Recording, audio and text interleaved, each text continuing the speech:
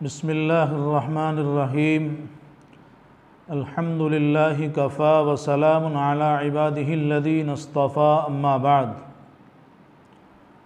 محترم ناظرین اور سامعین، سوال یہ ہے کہ کیا مرحومین کی طرف سے قربانی کر سکتے ہیں یا نہیں؟ تو جواب یہ ہے کہ جی ہاں، مرحومین کی طرف سے قربانی کی جا سکتی ہے، لیکن اس میں کچھ تفصیل ہے۔ وہ یہ کہ ہم لوگ یہ سمجھتے ہیں کہ اگر ہماری اہلیہ کا انتقال ہو گیا ہے، ماں باپ کا انتقال ہو گیا ہے، تو ہم ان کو ایصال ثواب کے لیے ثواب پہنچانے کی نیت سے یہ چاہتے ہیں کہ ہم ان کی طرف سے قربانی کر دیں۔ تو ان کی طرف سے قربانی کرنا، ان کو قربانی کر کے ایصال ثواب کرنا یہ درست ہے، لیکن یاد رہے کہ وہ تب درست ہے جب کہ آدمی اپنا واجب حصہ بھی ادا کرے اور اس کے ساتھ ساتھ اپنی وسعت کے مطابق اپنے والدین کے لیے، اپنی اہلیہ کے لیے، اپنے تعلق دار کے لیے، اپنے رشتہ دار کے نام سے قربانی کرے۔ ہم یہ سمجھتے ہیں کہ صرف ایصال ثواب کے لیے اور رضائے الہی کے لیے والدین کی طرف سے قربانی کر دی جائے وہ کافی ہے، یہ ہماری خام خیالی ہے۔ سب سے پہلے انسان واجب کو ادا کرے گا، اس کے بعد استحبابی قربانی کو ادا کرے گا۔ وہ کس طرح سے؟ مثلاً ہمارے اوپر قربانی واجب ہے، ہم اپنے واجب کو چھوڑ کر اپنی کسی مرحوم کی طرف سے قربانی کا حصہ لینا چاہ رہے ہیں، یہ بات بالکل غلط ہے، یہ بات درست نہیں ہے۔ اس لیے کہ ایک واجب کو ترک کر کے آپ ایک استحبابی اور ایک ثواب کی چیز کو حاصل کر رہے ہیں، وہ اس صورت میں ہے کہ جب آپ سب سے پہلے اپنے واجب حصے کو ادا کریں گے۔ اگر اللہ تبارک و تعالیٰ نے تمہیں صاحب نصاب بنایا ہے، آپ کے اوپر قربانی واجب ہے، تو پہلے آپ اپنا واجب حصہ ادا کریں۔ اس کے بعد اگر اللہ تبارک و تعالیٰ نے تمہیں اتنی وسعت دی ہے کہ آپ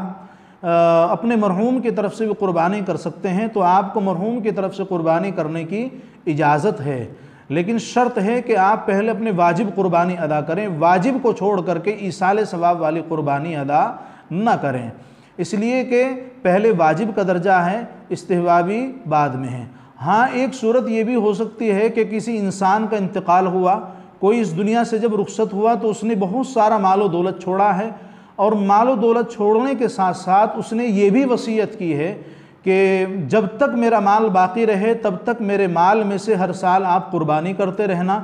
اگر وہ انسان مرنے والا مرد یا عورت اس بات کی وصیت کر کے گیا ہے کہ میرے مال میں سے قربانی ہونی چاہیے، تو یاد رکھیں کہ اب آپ کا اس کی وصیت کو پورا کرنا، اس کے مال میں سے قربانی ادا کرنا یہ ضروری ہوگا۔ آپ کے اوپر قربانی واجب ہے یا نہیں ہے؟ اگر واجب ہے تو آپ اپنے پیسے سے، اپنے مال سے آپ اپنا حصہ لیں، اگر واجب نہیں ہے تو آپ اپنا حصہ نہ لیں، بلکہ جو وصیت کرنے والا وصیت کر کے گیا ہے آپ اس کی طرف سے اس کے نام کا حصہ لیں، اس لیے کہ اس نے وصیت بھی کی ہے اور اس نے مال بھی چھوڑا ہے۔ اور اگر اس نے صرف وصیت کی ہے، اس نے مال نہیں چھوڑا ہے، تو اب آپ کی ہمت کے اوپر بات ہے، آپ کی رضامندی کے اوپر بات ہے۔ اگر آپ کو اللہ تبارک و تعالیٰ نے اتنی ہمت دی ہے کہ اپنے واجب کو ادا کرنے کے ساتھ ساتھ آپ اپنے مرنے والے کے اور مرحوم کی وصیت کو بھی پورا کر سکتے ہیں، تو آپ اپنا واجب حصہ بھی لیں اور اپنے مرحوم کی وصیت کو بھی پورا کر سکتے ہیں۔ لیکن یہ اس صورت میں ہے جب کہ مرنے والا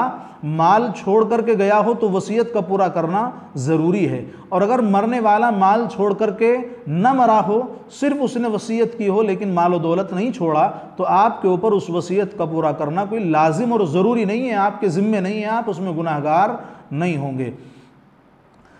اس لیے اس بات کا خیال رکھا جائے۔ بہت سے لوگ ایسا کرتے ہیں کہ مرحومین کی طرف سے قربانی کا حصہ لے لیتے ہیں لیکن واجب حصہ چھوڑ دیتے ہیں، تو یاد رہے آپ پہلے واجب ادا کریں، مرحومین کی طرف سے حصہ بعد میں لیں۔ اگر مرحومین نے وصیت کی ہے اور انہوں نے مال و دولت چھوڑا ہے تو ان کا حصہ لینا ضروری ہے، لیکن اگر صرف انہوں نے وصیت کی ہے، مال نہیں چھوڑا ہے، تو ان کی طرف سے حصہ لینا کوئی ضروری نہیں ہے۔ آپ پہلے اپنے واجب کو ادا کریں، اگر آپ واجب کو ادا نہیں کریں گے تو آپ گناہگار ہوں گے۔ اللہ تبارک و تعالی عمل کرنے کی توفیق نصیب فرمائے۔ وآخر دعوانا الحمدللہ رب العالمین۔